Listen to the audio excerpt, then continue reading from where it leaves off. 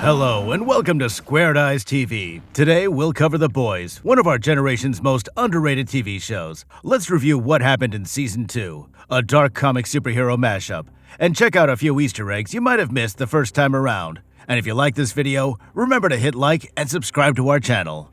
The story begins where we left off from the first season. Butcher has gone to confront Madeline Sitwell to lure Homelander into a trap, but instead kills her himself. He later discovers that Becca is still alive and has given birth to Homelander's son, who also appears to have superpowers like his father. Butcher goes missing while the boys become refugees of the state. They've gone into hiding with Frenchie's friends under the pawn shop, with MM as a medic treating wounds, Frenchie handling the gang business, and Huey as a supply runner. Huey sneaks out to meet with Starlight, who is secretly working on exposing Vought. Starlight tracks down a soup named Gecko, who works at Vought Labs and blackmails him to get them a sample of Compound V, which he does. Fun fact, at the pawn shop, you could see a poster for Terminal Beauty 3, a movie flashed in Season 1 starring Popclaw. There was also another poster for a Vought beauty product endorsed by Liberty, foreshadowing a salient character for Season 2. Meanwhile, at a Party World store, they were also selling costumes of the Seven, including a Homelander dog costume, a reference to Superman's dog Krypto. Vought CEO Stan Edgar tirelessly works with Defense Secretary Robert Singer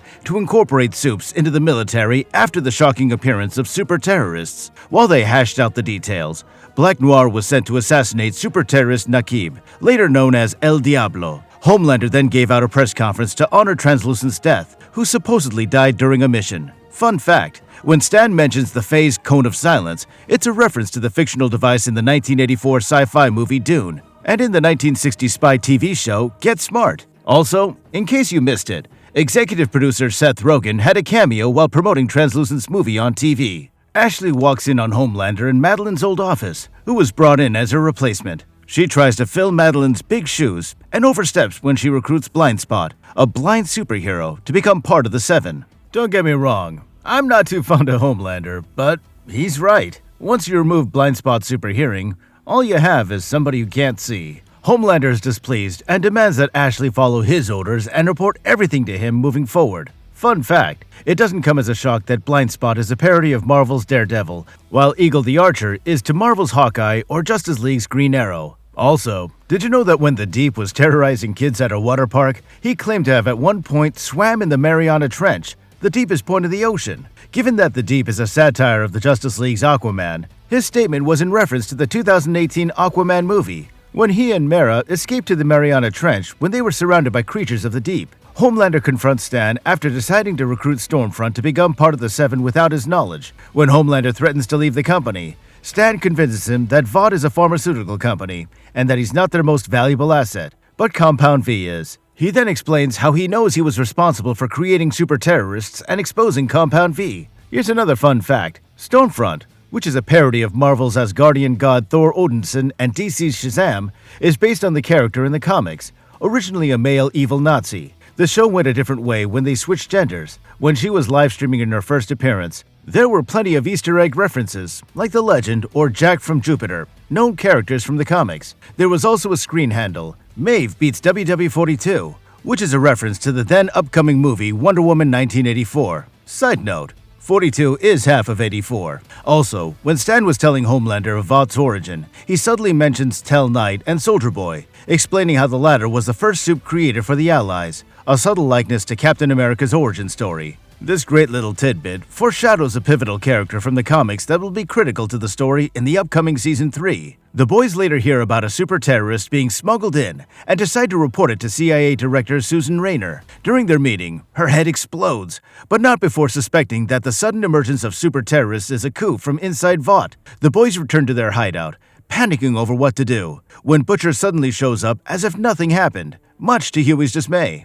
When Rayner's head explodes, the boys flee in panic and ask who they know that could do that, to which Frenchie responds, no one. The scene suddenly cuts to Congresswoman Victoria Newman on TV, serving as a subtle hint that she did it. Grace Mallory attends Susan's funeral, where Butcher waits for her. He asks her for help tracking Becca from the small details he could recollect from the area. Grace initially refuses, but is later convinced when Butcher promises to capture the super terrorist responsible for Susan's death. Butcher later reveals to the boys that Becca is still alive and has given birth to a kid who resembles Homelander. He asks for their help and discloses his deal with Colonel Mallory. Here's another fun fact. At the start of the episode, Butcher is dropped off in front of an Italian restaurant, Tony Cicero's, which in Season 1 is the same restaurant chain where the boys held Translucent. Also, at Raynor's funeral, Butcher sends in an edible arrangement of fruits and chocolates. Remember in Season 1 when Raynor sarcastically commented on sending one to Butcher's funeral if he ever did? The boys track down the super terrorist at a costume shop and discover that it's Kimiko's brother, Kenji,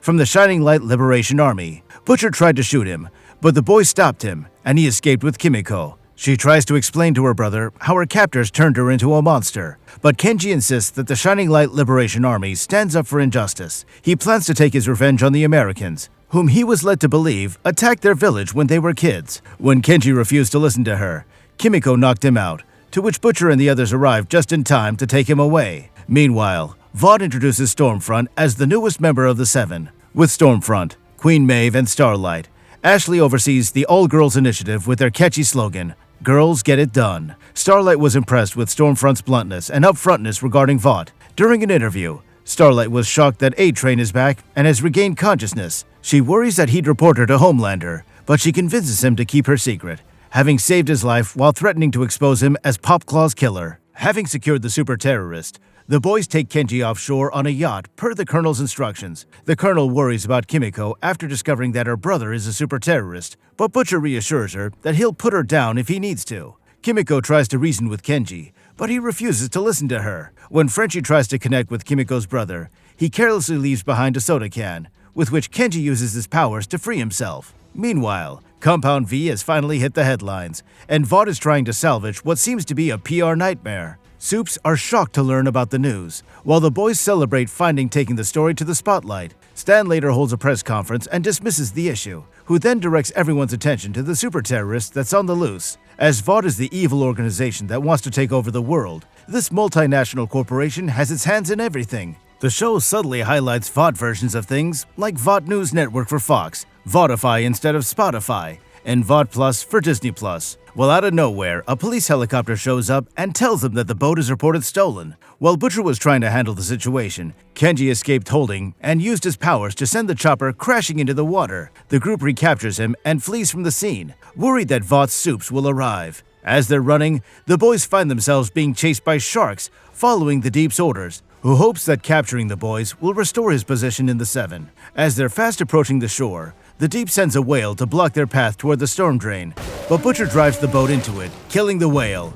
That was wicked. It's taking my all just to stop cursing using the entire alphabet. The boys will be having sushi for an entire year. Now, as the boys escape into the storm drain, the Seven arrive on the scene, chasing after the super terrorist. A-Train runs ahead, but has to stop as his heart starts pounding, and he starts to feel dizzy, which Homelander witnesses. Starlight catches up to Huey, but she quickly turns on him when she realizes that Homelander is lurking in the shadows, worried that she might blow her cover. When Homelander orders her to kill Huey, Butcher frees Kenji and orders him to attack Homelander, forcing the tunnel to collapse on him. Kenji then uses the confusion to escape, to which Kimiko chases. The siblings reach the upper ground, but Stormfront catches up to them. They stand up to her, but even when working together, they don't stand a chance against her. Stormfront then knocks Kimiko out and breaks Kenji's wrist before she finally kills him, while Kimiko can only helplessly watch her brother die before her eyes. Kimiko later escapes when Homelander arrives, who is displeased with Stormfront for stealing the kill. Homelander later insists on training Ryan to use his powers. He deliberately pushes him off the roof, and he brutally falls to the ground.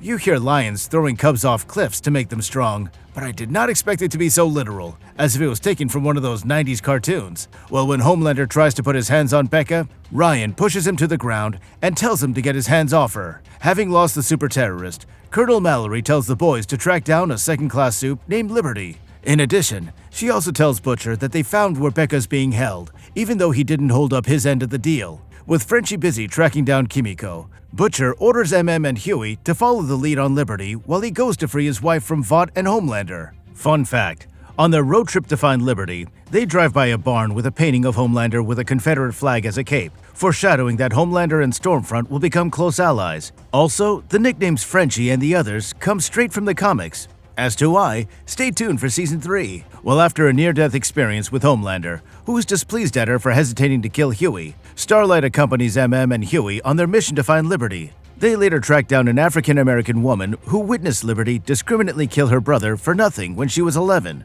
They assured her that she had nothing to fear anymore, as several years had passed and that Liberty could probably already be dead. Still, the woman reveals that Stormfront is Liberty, who hasn't aged since then. Wow, several conspiracy theories come to mind. And I'm not dismissing theories that Stormfront could indeed be a zombie, an alien, a robot, a time traveler, or an immortal. Here's another fun fact for you. When Huey and Starlight were singing along to Billy Joel's We Didn't Start the Fire on their road trip, the song is coincidentally from his album titled Stormfront. This is a subtle clue to when they were looking into Liberty, who was later revealed to be, you guessed it, Stormfront. Meanwhile, Butcher finds Becca, and they're pleased to be reunited with each other finally. He explains how he plans to get her out of there. Although Butcher claims he'll take Ryan with them, Becca suspects that he's gonna leave him behind. When confronted about it, Butch explains how Ryan is a billion-dollar Vought property and even calls him a soup freak, which scares her. Becca tells Butcher to go, refusing to go with him. When Kimiko was wallowing in sadness over the death of her brother, Frenchie tried to comfort her. Oblivious to the situation, he wanted to kiss her, but she pushed him away. Later, Kimiko finds Stormfront leading an anti-Vought protest and is about to confront her when Frenchie stops her. Being rejected by his wife, Butcher drowns his sadness with alcohol and violence. He walks into a bar and starts beating up a random guy, to which everyone else turns on him. Huey calls and informs him of their shocking discovery, but Butcher is disinterested. He then tells Huey that he'll be going off the grid. Huey tells MM of Butcher's unusual behavior, and he quickly figures out where Butcher's going. Butcher shows up at his Aunt Judy's house, who tells him that his father's gravely ill, and his parents are flying in to see him. He was later shocked to find MM and Huey at the house to convince him to return with them. When Butcher was about to leave the house, he noticed Black Noir sneaking on a neighbor's rooftop. Hoping to buy them time to set some traps, MM calls the firefighters on a supposed gas leak. Judy and the boys then wait in a panic room for Black Noir to trigger the traps. These guys need to plant more seeds, as this zombie isn't stopping for anything. Well, they're later forced to abandon the room when Black Noir smokes them out with gas through the vent. As the others escape through the side door, Butcher stays behind to buy them time to run. Worried he won't be able to handle Black Noir by himself, MM and Huey return to the house to help, but still prove to be no match against him. As Black Noir strangles the life out of them, Butcher gets Vought CEO Stan Edgar's attention when he threatens to expose Homelander's son and his transgressions to the public. Meanwhile, Kimiko goes rogue and takes assassination jobs to blow off steam. Frenchie tracks her down and finds Kimiko meeting with Cherry in a church, giving her the next target for her assassination. He tries to convince her to return, but Kimiko pushes him away, explaining that her brother's death is her fault. Frenchie still doesn't understand her and walks away, claiming he's given up on trying to save her. Homelander has been struggling with his reputation after he was caught on camera accidentally killing a bystander when he went to kill a super terrorist. He tried to handle it by himself, but the people kept calling him a war criminal instead. Homelander gives in and asks Stormfront for help, who quickly dismisses the issue with her army of hackers who have flooded the internet with memes and fake propaganda. Homelander thanks her, and they make out, floating in midair. After discovering Stormfront as the former Soup Liberty, Starlight decides to do her own investigation. She sneaks into Stormfront's trailer when she's about to find out that Vaught's CEO has been constantly communicating with her about Sage Grove Center. Fun fact, did you know that when the Deep was interviewed by his wife about how his life had changed, Katie Couric, a renowned American journalist and presenter, had a cameo as a reporter? It was later revealed that Couric's daughter was the writer for the episode, which made it easier to convince her to make an appearance. Another Easter egg is when Shockwave dropped by Vought Tower to briefly replace A-Train in the 7, which was actually foreshadowed in Episode 1 when Huey met with Starlight on a train. Someone was reading a newspaper that reports Shockwave having set a new speed record. Following her discovery, Starlight goes to the boys and asks Frenchie to remove her chip, worried that Stormfront has been tracking her. When Butcher questions her being there, she tells them that she discovered Stormfront has been in constant contact with Vought CEO Stan Edgar. Although unable to investigate more into it, as Stormfront walked in on her, she determined that they were close to a breakthrough at the Sage Grove Center, a psychiatric hospital in Pennsylvania. Butcher invites Starlight to come along, worried that should they get caught, he can throw Starlight under the bus as a distraction. Fun fact, it's excellent to see Frenchie wearing his signature goggles in this episode, staying true to his persona in the comics. Frenchie, and Kimiko sneak into the hospital as orderlies, but are shocked to find the facility to be an encampment of superpowered patients. Stormfront briefly meets with a patient, but when he refuses to follow orders, she tells the orderly to use his powers to torch him, later revealed to be Lamplighter. Lamplighter recognizes Frenchie, and their fight frees Cindy from her holding cell. A very powerful soup. And the others manage to escape, but Cindy uses her powers to break the others out of their cells. Fun fact, seeing Lamplighter's old superhero outfit, his staff closely resembles the Green Lantern's power battery. Also, did you know that Shawn Ashmore, who plays Lamplighter, was widely known for his previous casting in the X-Men as Iceman? This put the irony on full blast when he went from an ice-powered superhero to a fire-wielding supervillain. Holed up in the infirmary, Frenchie makes a sedative cocktail to knock out everyone in the building, even Soups. It was pretty funny seeing MM's horrified reaction when he realized that a patient's gigantic love sausage was choking the life out of him. Fun fact, Love Sausage is actually a character from the comics who was an ally of the boys, but the show went a different route. They tried to knock Cindy out with a makeshift bomb, but it didn't work. Stormfront suddenly arrived, knocked out Cindy, and then went to contain the situation. It was later revealed that on the night that Lamplighter killed Colonel Mallory's grandchildren, Frenchie briefly stepped away from keeping watch on Lamplighter to help his best friend, who OD'd. He quickly returned to his mission after saving his friend, but was too late to save the Colonel's grandchildren. Later, Lamplighter willingly came with the boys and was brought before the Colonel. During the confusion, one of the patients got outside and approached Billy and the others. He lost control of his powers and sent a powerful shockwave, which blew everything away. Huey got injured with a blade puncturing his chest. Starlight managed to stop the bleeding by cauterizing the wound with her powers. She and Billy then brought him to the hospital to be treated. Homelander grows furious at Stormfront after discovering that she's been hiding secrets from him. Stormfront reveals that she was born in 1919, when she met and married Frederick Vought, the founder of Vought Industries. She tells how Vought envisioned an army of supermen to fight for their cause, and convinces Homelander that he will be the one to lead them. I don't know about you guys, but if I were Homelander, I'd be thinking about how I was making out with a 100-year-old granny. Yeah, no thanks. Anyway, Mallory pulls some strings to get Congresswoman Victoria Newman to see if they can use Lamplighter in the upcoming hearing against Vought for Compound V, worried that his testimony isn't enough to bring Vought down. Mallory and MM seek out former Vought CSO Jonah Vogelbaum and ask him to testify. Still, he refuses them, worried over his family's safety. Butcher takes a turn at Vogelbaum and convinces him to testify by threatening to kill his family if he doesn't. At a pro-Compound V rally, Stormfront and Homelander give a speech about their growing threat of super-terrorists. They also announce how Starlight has been identified as the mole in the Seven and has been apprehended earlier by Black Noir when she went out to meet with her mother. Starlight is then held captive in an anti-suit prison cell where her powers won't work. When Huey discovers that she's been caught, he convinces Lamplighter, who planned on spending the day watching obscene films, to help him break into Vought Tower. Here's another fun fact. One of the filthy movies that Lamplighter is watching is a movie with a superhero making out with someone's wife, which turns out to be what happened in Season 1 with Homelander and Butcher's wife Rebecca. Also, in case you missed it, in the scene where Stormfront and Homelander speak about needing more soups, there's a statue of Soldier Boy, foreshadowing the character's appearance in Season 3. Meanwhile, Homelander takes Stormfront to meet his son Ryan, much to Becca's disapproval. When Homelander insists that Ryan see the real world, Becca begs him to leave him with her so that he could have the childhood he never had. Ryan later becomes furious at his mother when he discovers that everything is a lie. Becca is devastated when Homelander flies away with Ryan, claiming he needs space from her. Huey and Lamplighter sneak inside the tower, who discovers that he still has access. He's saddened to find out that his statue has been removed, and he bitterly sets himself on fire. The flames set off the smoke detectors, triggering the sprinklers and the evacuation alarm. Starlight then uses the emergency light in her cell to break out. Black Noir catches her off guard as she runs for it and pins her to the ground. As he chokes the life out of her, Maeve comes to her rescue and shoves an almond joy in Noir's mouth. She later reveals that he has a nut allergy. Black Noir tries to use an EpiPen, but Maeve kicks it away. She later runs into Huey and Donna, who are locked in one of the cells and escape from the tower together. How ironic is it to find that the immortal Black Noir would succumb to something as trivial as a nut allergy? Here's another fun fact for you. Did you know that when Annie was on a trip with Huey and MM, she ate chocolate from the vending machine? She explains how her favorite chocolate is Almond Joy, which foreshadows the scene. In an earlier episode, there was a scene where Annika from Crime Analytics offered Almond Joy when Black Noir showed up, but he instead handed her the garbage bin, to which she was forced to throw it into the trash. On the day of the hearing, everyone was shocked to discover that Dr. Vogelbaum would be testifying, when out of nowhere, heads start to explode. Mallory escorts Victoria out of the room, and everyone panics from the horrid slaughter at the courthouse.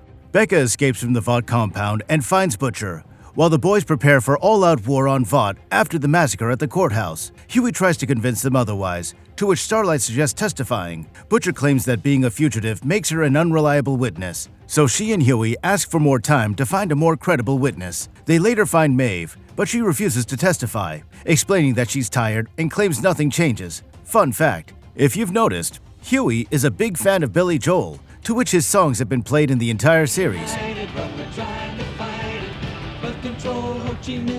It was later revealed that he loved his music because it reminded him of his mother. Well, Butcher meets up with Stan, who brokers a deal for Homelander's location. In exchange, Butcher promises to hold off Homelander so Vought can take Ryan away. Huey and Starlight don't come back empty-handed when A-Train finds and hands them files on Stormfront, which he stole from the Church of the Collective's archives. Here's another fun fact for you. Did you know that the soda Fresca, the Church of the Collective is so fond of, is actually a real drink created by Coca-Cola in the 1960s? Also, when Ryan was practicing his states, this is a reference to how Soldier Boy also does it in the comics. This makes you wonder if he would become the future Soldier Boy after learning that Soldier Boy has 3 different versions in the comics. Homelander takes Ryan to Vaughtland, hoping to reconnect with his son, but instead triggers a panic attack when the public storms him. Homelander and Stormfront then train Ryan to use his powers when suddenly all hell breaks loose as Stormfront, being a Nazi, becomes front-page news. She flies away to handle the situation, which the boys have been waiting for. They lure Homelander out of the house with Frenchie's contraption,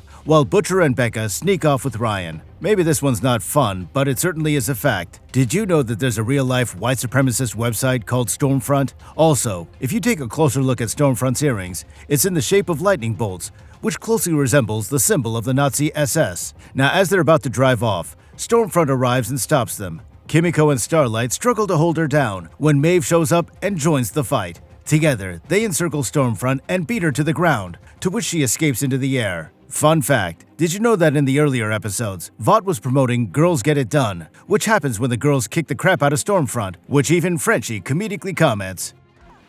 Girls do get it done. She later tracks down Ryan and tries to take him away from Butcher and Becca, for which they stand no chance against her.